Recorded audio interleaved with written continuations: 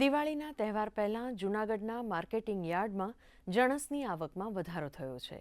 Soybean, મગફળી, ધાણા અને તલ સહિતની જણસની આવકમાં વધારો નોંધાયો છે, જેમાં સૌથી વધુ 10,000 કરતાં પણ વધુ સોયાબીનની બોરીની આવક નોંધાઈ છે. બીજી તરફ ખેડૂતોને પણ સારા ભાવ મળતા ખુશીનો માહોલ જોવા મળ્યો હતો.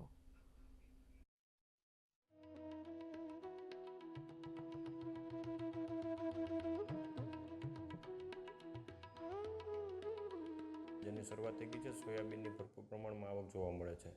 છેલ્લા 2 દિવસે જોઈએ તો પ્રતિ દિવસ 10,000 કટ્ટાથી વધુની આવક જોવા મળે છે. ગત 24 કલાકમાં જોઈએ તો 10,250 કટ્ટા મગફળી સોયાબીનની આવક થઈ છે.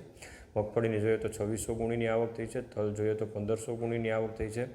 તુવેર જોઈએ તો 2200 ગુણીની આવક થઈ છે. ધાણા જોઈએ તો 1700 ગુણીની આવક થઈ છે. આમ જોઈએ તો સિઝનની શરૂઆતમાં ખૂબ જ સારી આવકો જોવા મળી છે.